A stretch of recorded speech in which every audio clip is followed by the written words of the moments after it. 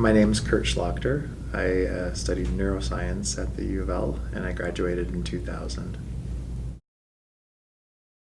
The endless opportunity for learning was really fabulous, and just being surrounded by people who inspired me on multiple levels, from everything from athletics to academia to everything culture that goes on with the university, and probably also the friends that I met and friendships that I developed during that time in my life were of tremendous value, and I'm still in touch with a lot of those same people today.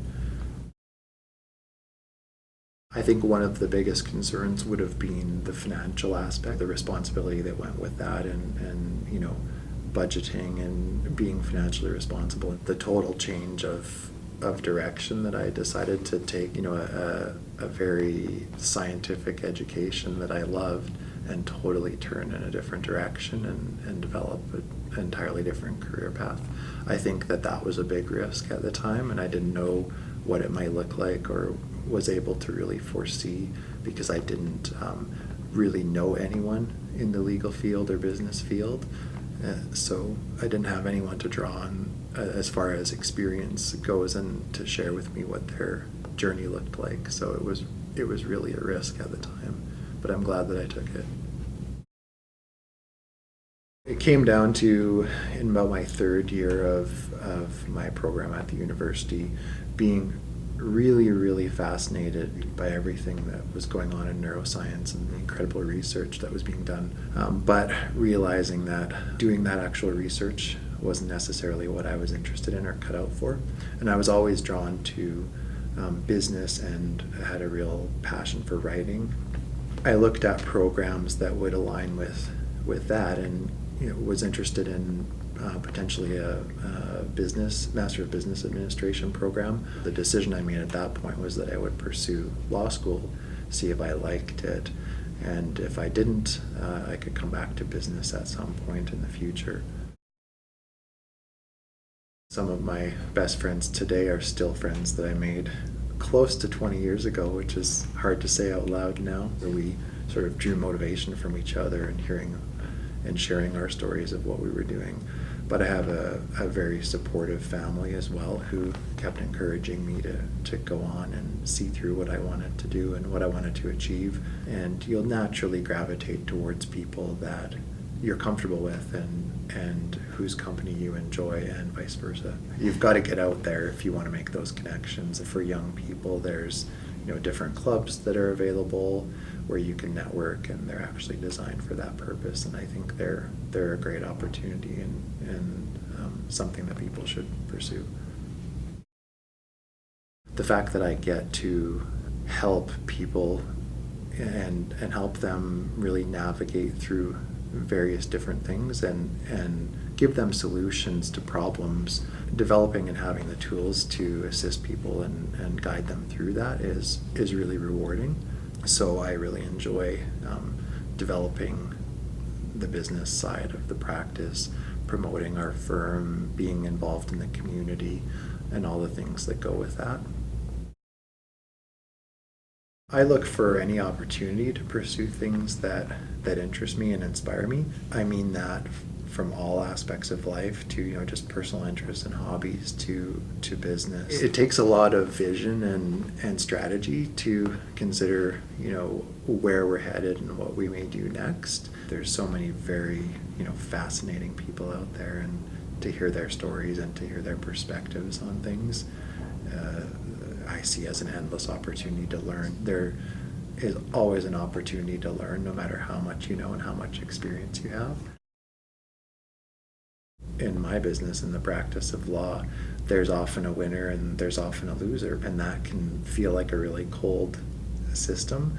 And so it's difficult to not associate yourself as a lawyer, if you're with the side that was unsuccessful in their position, as a failure. Ultimately, in those instances where you're unsuccessful, you learn from that, and you learn how to apply that experience to presenting further arguments, to giving further advice to clients in similar situations, and it all just adds to your your overall knowledge base and experience that you draw from, so you can take that experience as well and apply it to future decisions about things you would like to try or opportunities you would like to pursue. So in the practice, it's just the different legal issues that you face, the different problems that people need help with, and figuring out a solution to them. I really enjoy the challenge of that.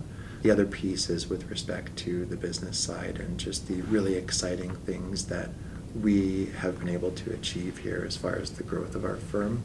Since I started coming up on 13 years ago, the firm has probably at least quadrupled in size, and we've opened multiple offices in different areas, and we're now a regional firm throughout the province. So to have been part of that has been incredibly rewarding and inspiring.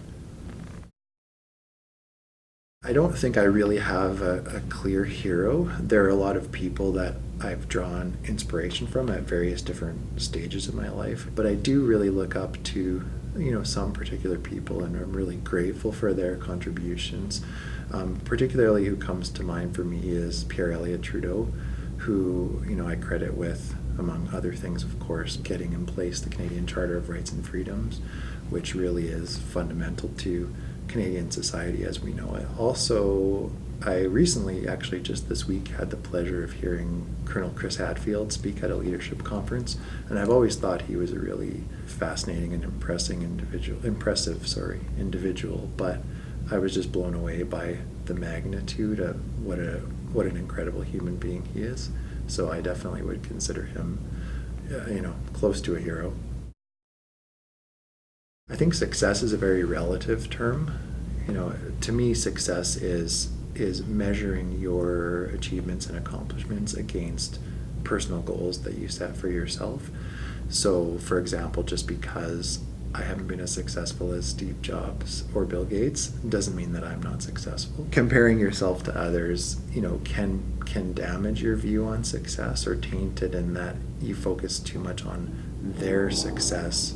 Really, you should look at it instead as a motivation of what you want to achieve, but not hold it out as a failure if you don't get to the exact level of success that they are. The key to being successful, and again, that's a relative term, is to finding the appropriate balance between your personal and your work life.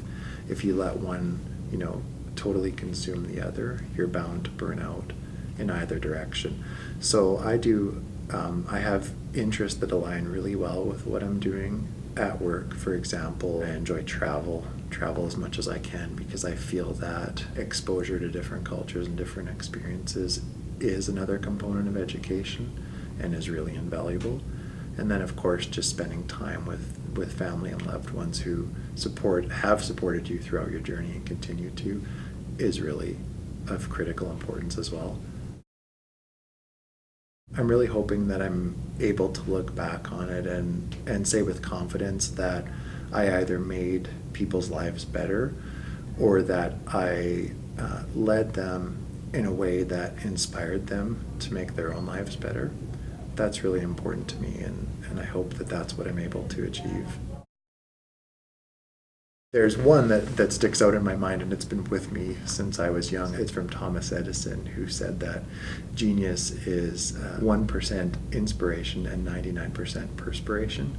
And I think by that he means that, any goal that is worth achieving is going to require a great deal of work. Since we were just talking earlier about Commander Chris Hadfield, he said something that really resonated with me the other day, which is that anything worthwhile in life or worth pursuing in life involves risk.